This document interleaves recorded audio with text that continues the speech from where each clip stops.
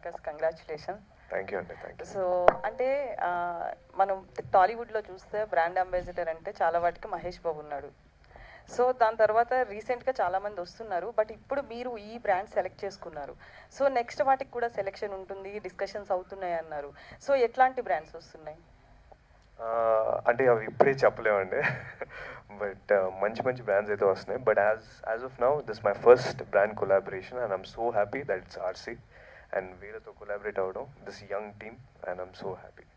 So అంటే మీ రేంజ్కి చూస్తే అంటే ఇది ఎక్కువగా నార్మల్ పీపుల్స్ ఎవరైతే ఉంటారో వాళ్ళు ఎక్కువగా వాడే బ్రాండ్. మీరు ఇందాక మాట్లాడుతూ కూడా నేను ఎక్కువ ఫార్మల్స్ వాడతాను, బట్ ఇవి చూస్తే చాలా డిజైన్స్ అవి ఉన్నాయి అన్నారు. సో ఇది సెలెక్ట్ చేసుకున్నప్పుడు ఇది నాకు సెట్ అవ్వదు అనిపించిందా? వేసుకున్నాక మీ ఫీల్ ఎలా ఉంది? అంటే ఇది నార్మల్ బ్రాండ్ ఇప్పుడు అవ్వచ్చండి, బట్ నేను ఫస్ట్ షూర్గా చెప్తున్నాను, very soon it's going to be a very big brand.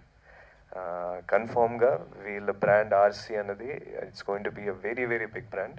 So ఒక బిగ్ బ్రాండ్ అవ్వబోయేదానికి నేను కొలాబరేట్ అయ్యాను అంతే. సో మీలో ఎవరైనా ఇద్దరులో సో ఎన్ని బ్రాంచెస్ ఉన్నాయి మీకు?